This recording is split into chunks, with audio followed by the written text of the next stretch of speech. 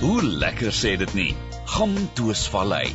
En kyk jy af na een van sy dorpies, Patensie, weet jy dat daar meer is as net 'n lekker sê naam. Die klein plekkie lê so wat 80 km wes van Port Elizabeth, net voor die Baviaanskloof Wildernessgebied. Hierdie kuier skop af met 'n groot bederf. Die mense van die Gamtoosvallei het my eers laat proe aan 'n feesmaal wat als voorberei is met bestanddele wat vars uit die vrugbare vallei kom. Het sy die Gamtoosvallei word mos die Spens van die Oos-Kaap genoem. Ja, dit word, want daar word 'n vreeslike groot verskeidenheid van groente en vrugte hier verbou. En die voordeel daarvoor is dat ons die Kouga dam het, dat ons besproeiingswater van kry. En die klimaat wat so goed is, en veral laer af met die vallei, daar kry ons die seebriesie wat inkom, wat dan 'n gematigde klimaat maak, wat die groente lekker kan groei en verbou kan word. Nou toe, laat ons wegwees. Wikkie begin deur bietjie meer oor Patensie met sy 4300 inwoners uit te vind. Saam met Hankie en Loerie vorm dit die 3 dorpies in die vallei. Patensie lê in die Gamtoosvallei en die woord Gamtoos is 'n Khoi woord en toe kom hier Duitse settlers en hulle spel die woord Gamtoos Gamtauch, T-A-U-S-C-H. En natuurlik met 'n dialek later het dit verander dat dit nou Gamtoos geword het. En dit beteken natuurlik brullende leeu. Die brullende leeu was vir hulle die rivier wanneer hy afkom, want hy was meer as een keer in groot vloed. En hulle het dit beleef. Ons het ook so 2 of 3 vloede al beleef in die tyd wat ons hier bly. Waar kom die naam Patensie vandaan? Patensie is ook 'n Khoi naam. Dit beteken die leefplek van beeste, omdat hulle met baie beeste langs die rivier natuurlik geboer het. Hulle noem dit toe Patentie, maar natuurlik deur met dialek van die settlers wat hier was, het dit 'n Patensie geword. Wel, dankie vir die bietjie agtergrond julle. Ek gaan nou lekker gaan verken. Lekker om jou te hê. Soos genoem is die Gamtoosvallei die Spens van die Oos-Kaap. Grotendeels te danke aan sowat 8000 hektaar grond onder besproeiing. Water, die bron van die area se ontwikkeling, het 'n interessante aanloop. Daar is al vroeg uitkeerwalle gebou om water by landerye te kry. Dit was meestal in die Gamtoosrivier, 'n samevloeiing van die Kouga en Groot Rivier. In 1844 is daar selfs 'n 228 meter tonnel deur 'n koppie gekap om die watervloei van sy hoogste punt af te kanaliseer. William Phillip, die seun van 'n Londense sendeling wat in Hankie gestasioneer was, en Khoi werkers het dit uitgegrawe. Jou oupa Grootjie was mos deel van die span wat hier gegrawe het. My oupa Grootjie, Julie Verlander, hy was die voorman van die span wat hier die kant gegrawe het. Hulle het gewone handgereedskap gebruik om die deur te grawe.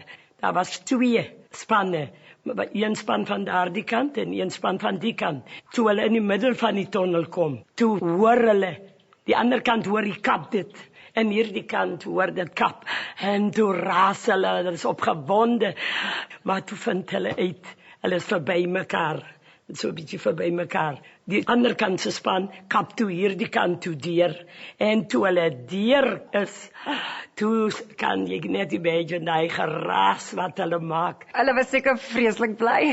Hulle was so bly geweest. Dat iets vreeslik gebeur eintlik.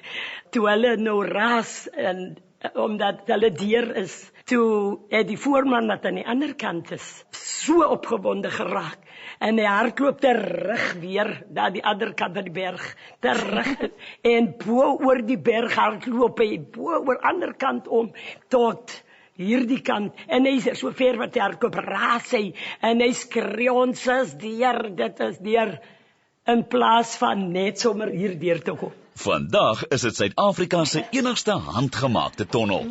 Op dieselfde dag dat dit as nasionale monument met 'n gedenkplaat onthul is die Kouga dam 35 km wes van Patensie in 1969 geopen. Behalwe vir besproeiing, beperk dit vloedskade en help PE met hul watervoorraad. Bietjie, hier is ons nou by die Kouga dam.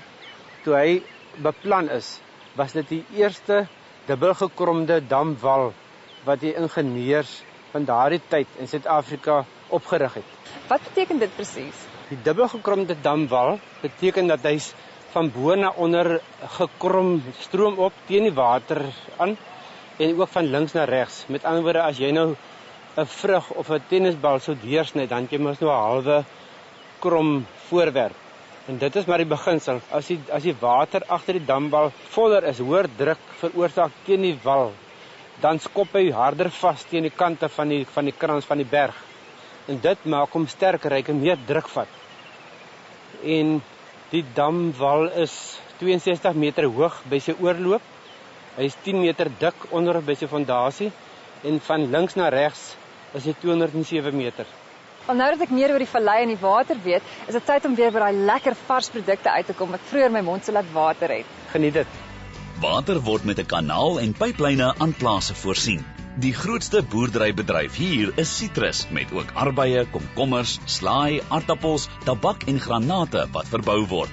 Blykbaar is die eerste sitrusbome reeds in 1885 in die vallei geplant. Dani, ek verstaan julle werk meestal met plantjies wat plaaslik in die kwekery gekweek word. Ja, ons kry ons boontjies van die kwekery wat ons dan hier in die boord uitplant en hierdie is suurlemoenboontjies wat ons aangeplant het. As jy sien, het ek hulle vir hulle kleertjies aangetrek. Hulle is 'n bandjie om die stam om hom te beskerm teen sonbrand of rypskade. Ek gee hulle 3 maal 'n dag kos en water. Deur die water kry hulle kos. Dit is om te sorg dat hy so vinnig as moontlik in drag kan kom en dan as hulle ongeveer 3 jaar oud is, dan dra hulle vrugte, hulle eerste vrugte en dan veg hierdie soldate net vir my. Jy het 'n gesonde paar troepe hierso. Ja, hulle is mooi en gelid aangeplant. In jou opinie, wat verg dit om 'n suksesvolle sitrusboer te wees? Om suksesvol te wees, moet 'n sitrusboer altyd nuwe variëteite soek, nuwe voorkeure van die mark bepaal en sien wat moet hy aanplant, want dit is baie belangrike besluite om die mark te lees.